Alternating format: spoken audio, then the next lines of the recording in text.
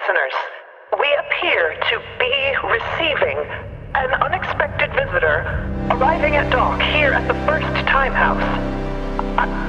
I don't know how this is possible, but it's the ship! The first time house. In defiance of nature, the huge structure hulks on the median indomitably. A corroded, stalwart fortress. Part lighthouse, part clock tower, part bunker, part Hoover Dam, part bomb shelter. Wind howls, hurling a ceaseless barrage of glittering shrapnel down current, shearing hard and fast over the time house's brutalist concrete ramparts.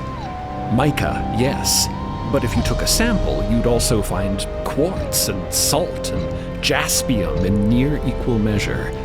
It's grating, sandstorm-type stuff.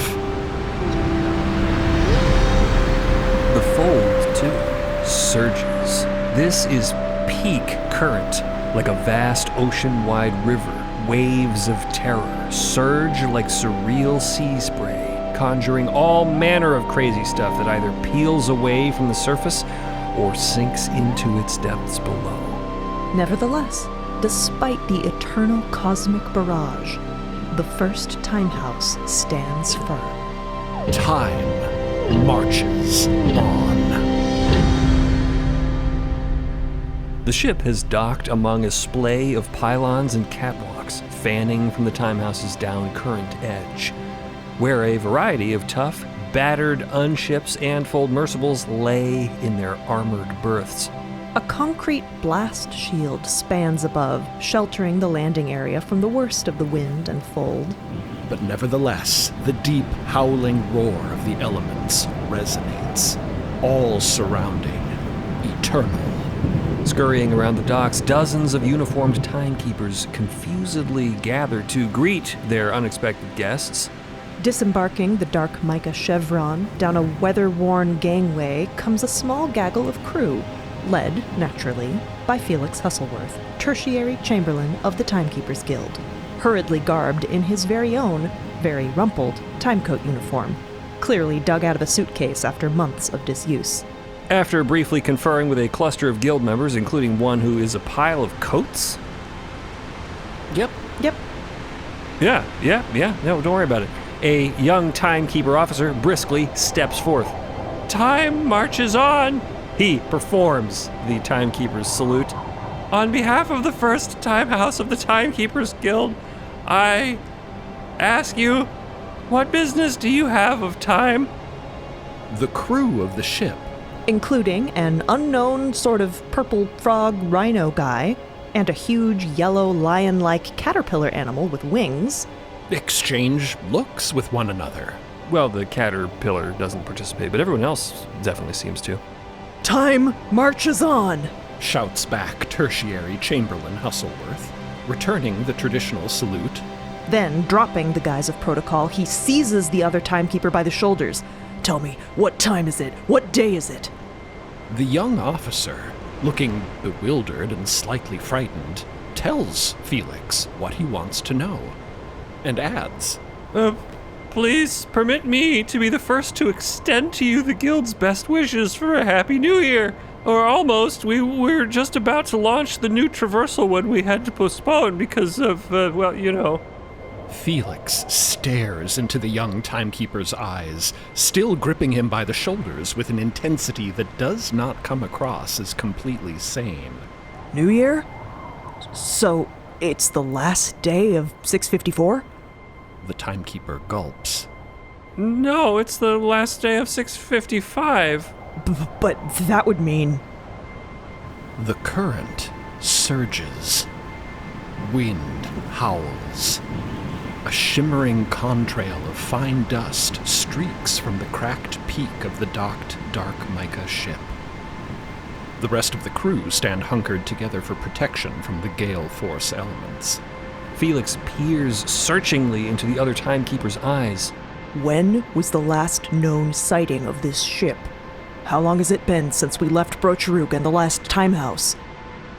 The Timekeeper, who was already looking at Felix strangely, gives him an even stranger look. Chamberlain, everyone thought you were gone for good. Since the ship was last seen, it's been one traversal and nearly 4 months, but surely you don't need me to tell you that, do you? Felix releases the timekeeper, his hands suddenly losing all strength. Holy shit. As the crew digest this, the timekeepers glance at each other uncomfortably. A timekeeper losing track of time is not something to be discussed casually out in the open like this. Zila shoulders her way forward. And the rest of the crew, the ones who turned back, are they okay? Yes, they've been the subject of constant media attention ever since the split occurred. It did take them quite a while to make it back to MIDST, of course, and the consortium's been summoning them back to Stationary Hill quite regularly ever since to question them, to understand what happened. My understanding is that your crewmates are quite demoralized over the loss of you. Speaking of media attention, a lone reporter in cat eye glasses is trying to maneuver her way through the crowd of timekeepers, her cheeks flushed with exertion and excitement. Nita Timorin with the current! She announces, flashing her press badge as the crew and their escorts begin to hustle toward the Timehouse gates. The ship of the Cosmological Consortium has been presumed lost, its crew presumed dead, and yet here you are. Where have you been? How did you navigate here to the first Timehouse after vanishing at the other end of the cosmos over a year ago? Where is Mother Artifice? Who is this new crew member among your ranks? Professor Vought, any comment? A teletheric microphone is aimed toward the biological man's face as they hurry through the vicious wind. He looks to Merlin in a split second of awkward alarm. Despite how much time has passed, it seems that their little switcheroo still isn't public knowledge. They are saved from deciding how to respond by the crowd of timekeepers who promptly navigate themselves between the crew and the time-wasting reporter. Please follow me! Shouts the young timekeeper officer, beckoning crisply as the gates fissure open. Quaternomus Galatarius V, Count of Time, wishes to speak with you. The crew are ushered with brisk paramilitary efficiency through numerous bunker-like corridors and passageways, passing timekeeper after timekeeper, all wearing official guild uniforms and regalia. Cleo manages to flag down a junior clerk with a kind face who looks like they could manage a cat for a few hours. Hi there, hi. Itty-bitty little favor to ask you. Could you please watch Omelette here while I meet with the Count? Just open up a few barrels of whatever rations you have to spare in your cellars. I'm sure the consortium will reimburse you for whatever he eats. Okay, thanks. Felix seems appropriately respectful of the sheer preponderance of rank and prestige they pass, offering the timekeepers salute repeatedly as they stroll. Curious eyes follow them as they ascend through floor after floor of the Timehouse superstructure, passing multitudes of curious offices, laboratories, and workshops. How curious, you ask? You want examples, you say? Okay, we'll rattle off a few things they see. There are rooms, of course, full of clocks. Blackboards covered in insane math. The Hall of Minutes. The Archive of Synchronization. Buoy research and development. Calendrical studies, of course. Chronocutrement tuning. Then there's a room with machines rhythmically picking up and dropping feathers and cannonballs on a series of industrial scales. Another with a noisy contraption continuously shaking a single stopwatch with great force for some reason. There is an operating theater overlooking a dissected long case clock. A boardroom with a bunch of timekeepers just counting something together. 62, 63, 64, 65. There is a woman running down the hall with an armful of billowing papers covered in math, shouting, 12, 12! as though it's an emergency.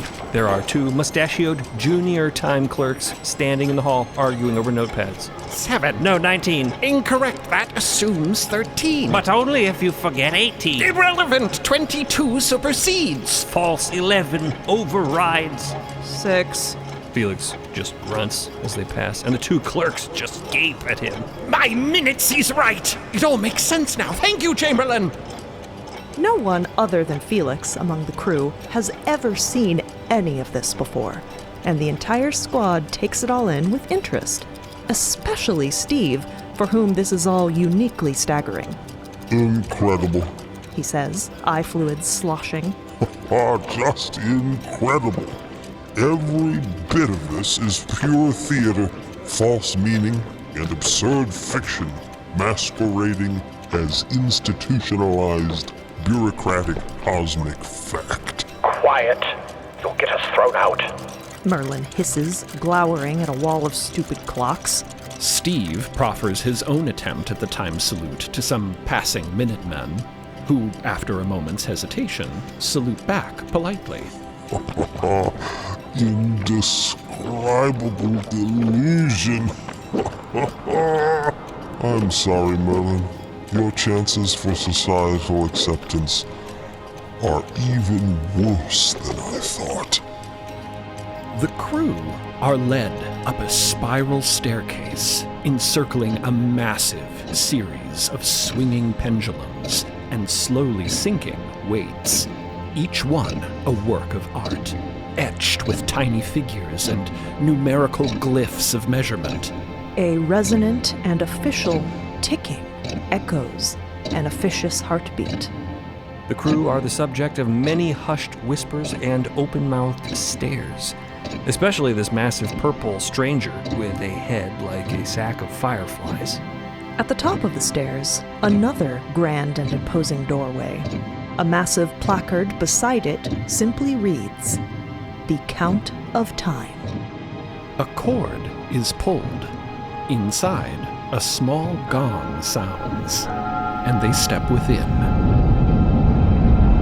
At the apex of the Combo Lighthouse Clock Tower, Count Galatarius stands upon a balcony overlooking the tumultuous frontier of the calendar's razor edge.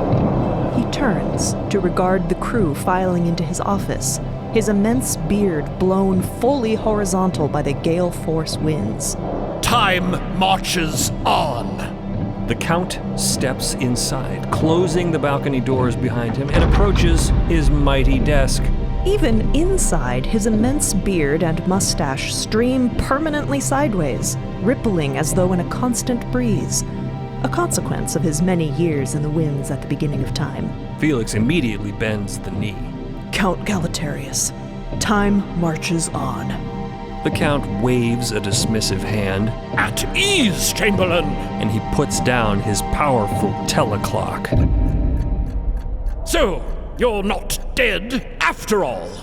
The illustrious ship of the Cosmological Consortium vanishes off the edge of the cosmos, only to finally reappear all the way at the other side without so much as a rumor of sighting in between. Tell me, how do you come to be here? We of the Guild were not apprised of your intent to disrupt the new traversal, and frankly are rather busy and ill-equipped to address your presence at this time. What business and what means brings the ship to the first time house? Galatarius peers forcefully at Felix, vast brow furrowed, the edifice of his beard jutting like a prow of weathered driftwood. Well? Felix momentarily seems to glance at Merlin for guidance, but Merlin just backwardly waves him on, and Felix squares his shoulders. Well, basically, we got lost, Count Galatarius. Lost in the far reaches of the cosmos. And in finding our way back, our route took us here. I assure you, coming here was not intentional. Well, not exactly, not at first. It just sort of worked out this way. My apologies, we did not intend to disrupt anything. Even if, as you claim, you did not pick this route, you could not have picked a worse time to arrive. You condemn us to sustained limbo between one traversal and the next. We didn't pick this time on purpose, Count, sir. It's a coincidence. We, had no idea what time it was. The Count blinks incredulously. What? You are the tertiary chamberlain of the guild, Mr. Hustleworth, since you still live. The junior Minuteman perhaps may be excused for not knowing precisely what time it is from time to time, but you, the very representative selected for this prestigious voyage? That's just it, sir. I have been keeping time. Mostly. Felix glares back at the rest of the crew, begging them not to contradict him. The time that has elapsed from our perspective since we left the last time house, sir, well, even accounting for a generous amount of human error, we're talking about a couple of months at most, not anywhere close to a year. It doesn't quite add up. Rubbish! Nonsense! Time always adds up! The crew exchange wary looks again, especially Merlin and Steve. Felix sighs. Of course, sir. I will certainly be providing a detailed report for your review when you have time. The Count is half listening, nodding attention on an incredibly well-worn pocket watch he has popped open in his hand. Fine, very well. I shall read it with interest and due skepticism, but forgive us for having no time to better acknowledge your fateful return at present. We are over an hour behind schedule with the Boer. A capsule containing paperwork shoots into a pneumatic socket beside the Count's desk. He briskly unfurls a sheaf of scrolls covered in bizarre math, signs them, and fires the capsule back down the tube. An hour and 11 minutes late, in fact. The fourth latest year on record, I'll have you know, thanks to your disruption. Congratulations! Your inconvenience to the tempo of time is now permanent and indelible. Time marches on. Felix says very neutrally and professionally. It does and shall forever! Booms the Count, frowning at his pocket watch once more before tucking it back into his waistcoat. And we appear to be on schedule again, having countermanded the cosmic clock, resetting the Boer to launch in another hour and 11 minutes. He sits in his epic chair behind his epic desk and gestures for the crew to take seats as well. So, I have a few minutes to spare. In brief, tell me of your journey. I presume I shall have the privilege to be the first to hear of it? Well, Felix glances uncertainly at Merlin and the biological man. there's a procedure to follow, you know. We have to report to the consortium before we can discuss... Is the guild not a part of the consortium? One part, yes, Count. But we're supposed to report back to a designated body of representatives. Never! In all of my days, nor the days of the counts before me, have I been faced with such absurdity. Keep from me the details of your voyage if you must, but I am time. If there is knowledge you have gleaned that would impact my dominion, you are charged by my powers, member in good standing of the Cosmological Consortium, to tell me what you have seen as it pertains to time, if nothing else. Yes, of course, Count. Felix sits down obediently across the desk. Let me see. How best to explain this in a nutshell. So, time. We know how it works, right? Buoy, time houses, current, yada yada. He laughs nervously as the Count glowers. The thing is, it appears that there may be certain situations, certain locations, you might say, where our traditional method of timekeeping may not exactly be, relevant. What? Says the Count, dangerously quietly. I mean, don't get me wrong, the pursuit of accurate timekeeping is always of psychological value. I can't count the number of times my crewmates here begged me to tell them how many days I thought it had been. He trails off, his joke not quite landing. Why would you refuse to tell them? It was impossible to know, your watchfulness. Where we've been, not only were we unable to communicate with the buoy team, but there was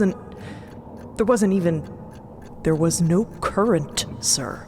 Not as we know it. The Count narrows his eyes. Poppyclock! I struggle to perceive your rationalization for such a discrepancy. Not since the also delayed 631st voyage of the buoy have I seen such wanton disregard for the institution of time. Felix dabs a bead of sweat off of his forehead. I shouldn't go into detail, sir. Not without debriefing with the consortium first. But you have to believe me. Any timekeeper in my situation would have struggled. He closes his eyes. I've struggled. If the consortium had done as I proposed and composed the crew of a majority of timekeepers, this would not have happened.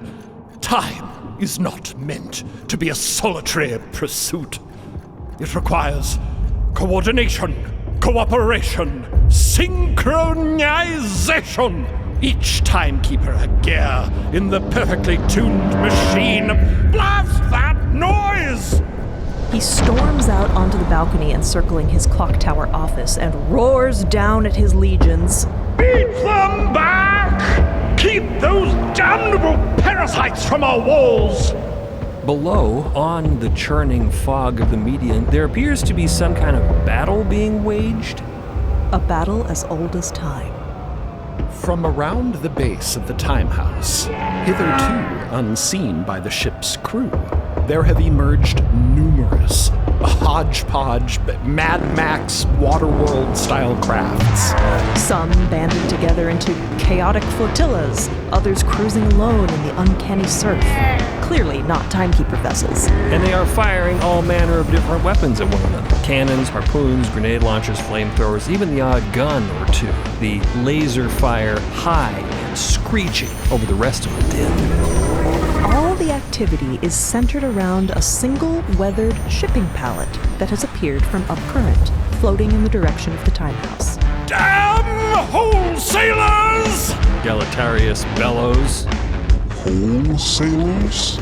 Steve says, looking to Felix for an explanation. Yeah, they're not really supposed to be here, but we just can't keep them away. This is the best place in the cosmos to get a new box. Well, that most people can get to. They camp out on the fringes of the time house's foundation, and whenever a new pallet appears, floating down current from the fount, bam, they're at each other's throats. That's the free market for you. The office door opens. A senior timekeeper, who clearly has weathered a terror or two, peers inside. The numbered face and wooden ornamentation of an antique grandfather clock, comprising most of her head. Please pardon the interruption, Watchfulness. News of the ship's reappearance has broken to the public thanks to Miss Timeron, and we are receiving a rather overwhelming number of incoming calls on all active teletherics. Requests to speak with members of the crew, consortium representatives, news outlets, employers. She pauses meaningfully. Family members. That gets the entire crew's attention. Oh yeah, they're back in the known cosmos now. That means communication is possible. Which one of you is Zila, Guthrie? Me, I am. Zila is at the door in a heartbeat, and the clock-faced timekeeper gives her a surprisingly warm smile. I have your father on hold. I'm honestly afraid to keep him waiting another minute, so if you could please come with me now. And, Cleophy Gillameth? The timekeeper doesn't ask which one that is. She just looks directly at the one that looks like a Gilmuth. Cleophy looks back in surprise. Your family is trying to get a hold of you as well. The crew have dispersed all throughout the first time house. Conversations are being had on all available teletherics. They can't divulge the full truth of what's happened to them. Not yet, not in detail, but just to confirm that they're alive, to speak with the people that matter most. There is no caution or protocol that can keep the crew from that, now that it's finally possible. Zila has a lengthy call with her dad, Sherman, back home on MIDST, from which she finally emerges shiny-eyed and beaming. There are long overdue talks with relatives, friends, colleagues, full of crying, full of laughing, full of awkward silences, unanswerable questions, and apologetic non-answers. The sound of these voices, even distorted by cosmic distance, reminds the crew that their old lives are still out there, waiting for them, within reach now. Eager greetings and excited comments about a celebratory dinner on MIDST are conveyed on behalf of Kino del Belsaban and the other prior crew. Due to ongoing investigations, direct contact with them is not permitted, something about the consortium not wanting testimonies to be influenced or affected. There is no phone call for Dot, but it would be far more alarming if there were. Even assuming the mothers did wish to communicate with Dot, this is not the way they'd go about it. So Dot is perfectly content to escort Cleo to her waiting call, in this case made available for her in a small clerk's office on the 3rd floor of the time house. Dot can see the little crease between Cleo's eyebrows and knows that her mind is far away. Dot places a comforting hand on her arm. It will be all right, Cleo, and I will be waiting here for you afterwards, no matter what. Cleo gives them a swift, distracted kiss on the cheek. Thanks. Alone, inside the office, Cleo picks up the receiver. Hello, this is Cleo. And there is an immediate clamor from the other end. She can make out the voices of all 6 of her parents, all shouting over each other against a cacophonous background of various siblings, aunts, uncles, cousins. Fifi, so it's true, you're really alive? You lied to us. Why did you leave with those insane mutineers? Do you even know what you have done to our nerves? If we knew this expedition was going to keep you away from home for so long, we would never have agreed to let you go in the first place. It's absolutely ridiculous. Cleophy, listen to me. You need to come home at once. You've played consortium envoy long enough. You have a duty to this family. Exactly, a duty. Do you have any idea what your absence has cost? Everything is falling apart because you've been shirking your responsibilities. Fifi, sweetheart, we need you back at home. Nobody keeps the peace like you do. Maybe everyone didn't always understand that, but we see that now. It's been awful with you gone.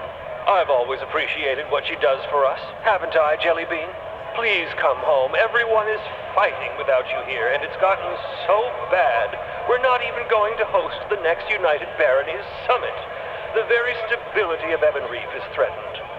Cleo doesn't raise her voice, doesn't struggle to get a reply in. She just lets her parents talk themselves dry, until they, collectively, seem to realize that she hasn't said a word since picking up the receiver. Cleo, are you there? Cleo? Cleo! Are you there, Cleo? These damn long-distance connections. Cleo, are you still there? I'm here. I'm just waiting for my turn. Let me know when you're ready to listen to me. She can feel her stomach twisting, hyper-aware of the strange stoniness of her response. All the ways it could be interpreted or misinterpreted.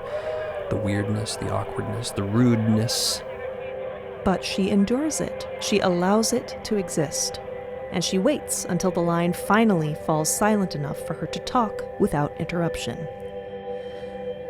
I'm sorry to hear that things are difficult at home, but a lot has happened in my life, too. I haven't decided when or if I'm coming back to Gilmouth. And if I do choose to, it will not be so that I can fix all of your problems for you. That is not my job, so I won't be doing that anymore. A brief, stunned silence. A disbelieving half-laugh. Cleophy, this isn't like you. I can't believe you'd say something so selfish. Have you forgotten who you are? No, I've learned. Talk to you later. And before she can second-guess herself, she hangs up. On the wind-blown docks of the Time House, with the chaotic battles of the wholesalers raging in the background, Merlin and the biological man face each other. So, are you taking this call, or am I? I'll do it. Why wouldn't I? It's teletheric. They won't be able to see me. I can still sound like the same old Professor Vaught who left on launch day. We're going to have to figure out how to inform everyone soon. I know, but for the purposes of this call, it is thankfully irrelevant. Rawfield is making her way over to them, gray hair whipping around her head, coat clutched tight around her body. Merlin? Yes? Yes? The biological man flinches, Sorry. Force of habit. and Merlin's eyes smolder. Whose habit? Yes, Ripley? Sorry, but you'll have to take the commissioner's call from the ship. All the other teletherics in the time house are still occupied, and we should not keep him waiting. Very well then. That's where I'll be. Merlin stalks through the empty ship, heading for the deck where the ship's primary teletheric equipment is housed. The transducer blinks. The incoming call ready and waiting. But oh, the ship isn't quite empty. Steve is here, having retreated from the curious stares of the timekeepers. So this is your consortium calling you. Mind if I eavesdrop? Go right ahead. Though I wouldn't announce your presence if I were you. The timekeepers all assume you're some kind of terror mutant we picked up in the Delta. But once people start to learn what you really are, well, there's no need to open that can of worms on this call, so just be quiet. No, of course not, Merlin. Not a peep. Merlin sits down at the teletheric station and accepts the call. Hello, this is Professor Merlin Vaught speaking. Merlin says, even though it feels like a lie. Oh, thank goodness, finally. Hello, Professor Vaught? Commissioner Norrengrave. Oh, you can't imagine how relieved everyone will be that you're all right. Is the ship in working order? Yes. Well, what about this, crack? There's a report of a fracture? The ship did sustain some strain that resulted in a fracture, yes. But it's still functional. Oh, thank God. Norrengrave lets out an explosive sigh of relief. Okay. So, tell me, is it true that a terror transplanted your mind into that bacular contraption of yours? Merlin is silent for several moments. So you do know? Yes, of course we know. We've gone over every detail of your voyage with your crewmates who returned to MIDST. It is still classified information, though. Nobody outside of the consortium has been informed, and we're going to keep it that way for now. Have the timekeepers figured it out already? No. Good. Make sure it stays that way. So, you are still you, right? Are you? Mentally, I mean? Yes, Commissioner. Sound of mind and bacular of body. Stranger things happen in the fold every day. Can we move on? Yes, fine. What about the rest of the crew? Any injuries, any loss of life? Merlin mentally reviews all the devastating things that have happened. How can he possibly convey all that they've lost? But Merlin knows Norrengrave isn't asking for a story, he's asking for a statistic. Mother Artifice is no longer with us. Norrengrave lets out a breath. What? That's not good. No. Oh. Well, I will privately relate this unfortunate news to the other members of the crew currently located on MIDST. In any case, the consortium has empowered me to formally communicate the following. The expedition is over. All of your preceding orders and objectives should be considered suspended. The ship and its crew are to return immediately to MIDST, post-haste. Well, yes, I'm sure that's to be expected. I'm not done. Upon return, you are to report to consortium offices in Stationary Hill for immediate debriefing. As I have been appointed the investigative lead into the ship's disappearance, you will all speak to me directly before any further communications with the cosmos at large. This includes any and all tangentially related consortium member organizations, press, family members, friends, anyone. Do you understand? Merlin's eyes blink off and on. I hear you, Commissioner. What, if anything, have you already told the timekeepers? Nothing much. We know protocol. Members of the crew have been communicating with their friends and families, but nothing classified. See that that does not change. And you should be aware that the consortium is not happy, but happy that the ship is back, of course, but as regards the circumstances of its disappearance in the first place, it's not looking good. Especially not looking good for you, but... Oh, I see. Not good for me, eh? No. So the consortium is expecting absolutely no more surprises or deviations from your prescribed course between now and your return to MIDST. Full cooperation. You don't want to be in any more trouble than you already are now. Is that understood? Yes, Commissioner. And what will happen to the ship? It will be returned to the custody of the consortium, of course. And it will remain out of commission until you have all been fully debriefed. It is unlikely that any other voyages will be approved anytime soon, not without significant changes. Merlin looks around at the gleaming dark mica walls around him, at the vessel that has conveyed him through unimaginable expanses of space and time, through transformations of body and soul. Custody of the consortium. Of course. I see. I will communicate this information to the rest of the crew, Commissioner. Oh, and, Vought, before you go, obviously your formal debriefing will occur in person, but seeing as I am the representative you will be talking to, it would not be a breach of protocol to tell me, in brief, general terms, of course, what happened. Are you sure you can handle the truth, Commissioner? What is that supposed to mean? It's my job to handle the truth. Fine, then. Handle this. We were in another cosmos. Norngrave's line is quiet for several moments. Then... This is... conjecture? Or... this is truth? If you've ever received a piece of information that makes you certain that your job, or your life in general, is going to be a living hell for the foreseeable future, perhaps you can understand one small sliver of what's going through Norngrave's head right now. Have you told anybody else this information yet? No, Commissioner. Despite the Count's best efforts. Don't, not one word. This is... Yes, Commissioner? This is... what, exactly? I think you know what, but... Just get back to Stationary Hill. On the double. Yes, Commissioner.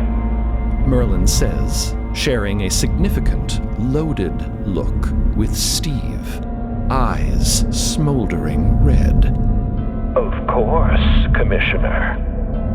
Whatever you say, Commissioner, we will return to MIDST as planned. Your wish, Commissioner, is our command.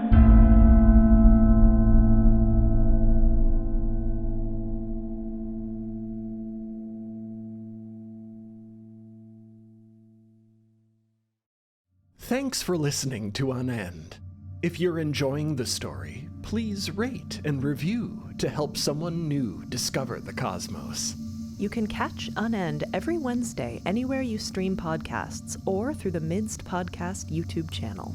If you're looking to dive deeper into the story, become a Beacon member at beacon.tv or join the fold on midst.co to receive early ad-free access to episodes, behind-the-scenes exclusives, and lore-expanding bonus content. Or, if you just want to hear this podcast 2 weeks early and without ads, subscribe on Spotify or Apple Podcasts. To stay up to date on what's next in the cosmos, sign up for our newsletter on midst.co or find us on social media at MIDST Podcast.